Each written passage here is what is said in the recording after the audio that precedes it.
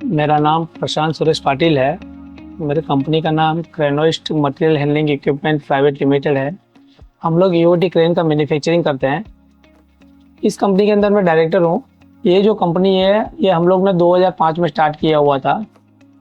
2005 में हम लोगों का क्रेन का कैपेसिटी था कम से कम महीने का हम लोग 2 से 4 क्रेन बनाते थे। आज हम लोग 15 से 20 क्रेन बना रहे हैं। हम लोग जो क्रेन बना रहे हैं उसकी कैपेसिटी 1 टन से लेकर 50 टन तक की रहती है। हमारी जो क्रेन है इसमें बहुत सारी टाइप्स आते हैं, जैसे सिंगल गडर है, डबल गडर है, गोलियात क्रेन है, ईओटी क्रेन है, एचओटी क्रेन है, केज होइस्ट है, गुड्स लिफ्ट है। ये जो क्रेन और जो मटेरियल हैंडलिंग प्रोडक्ट है हम लोगों का heavy industries, paper industries, cement plant, power plant और सभी जगह पे इसका यूज़ होता है। हम लोगों का जो मैन्युफैक्चरिंग प्रोडक्ट है एक कैपिटल प्रोडक्ट है जिसका स्टॉक और सब इन्वेंट्री हम लोग नहीं रख सकते हैं।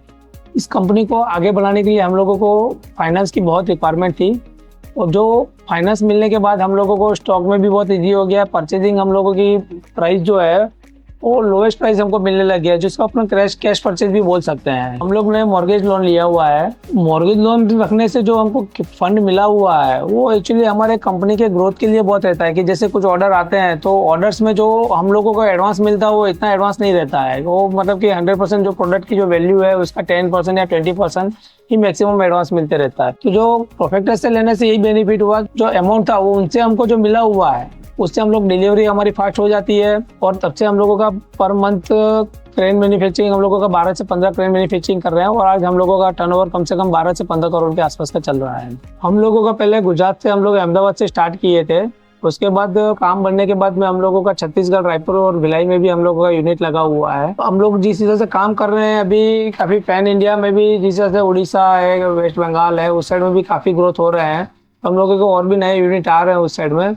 अभी जो हमारा काम चल रहा था वो उस हिसाब से हम लोगों का लास्ट ईयर में 12 करोड़ का टर्नओवर हुआ था और आने वाले 5 से 7 साल के हम लोगों का 50 करोड़ के आसपास का टारगेट है। हम लोग ने जब प्रोफेक्टर्स का लोन लिया तब मेरे ख्याल से स्टार्टिंग 2018 के आसपास लिया हुआ था। तब दूसरी जगह भी हम लोग ने फाइल रखी हुई थी हमारी, लेकिन जब बाकी लोगों से जो डॉक्यूमेंट प्रोसेस थे हम लोगों के और जो प्रोफेक्टर्स के जो पेपर वर्क थे वो थोड़े हम लोगों को ईजिली लगे और उनके जो स्टाफ सपोर्ट थे वो भी थोड़े कोऑपरेटिव थे। उसके लिए भी हम लोगों को थोड़ा अच्छा लगा कि भाई प्रोफेक्टर्स के साथ काम करना चाहिए।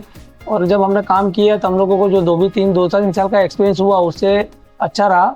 उसके बाद जब भी अगेन हम लोगों को फंड का रिक्वायरमेंट रहा तो उन्हीं से हम लोग ने टाइप करके उन्हीं को रिक्वेस्ट किया कि भाई आप ही लोग हमको फंड करके दो, तो जिससे हम लोगों को बिजनेस करने में ईजी रहेगा।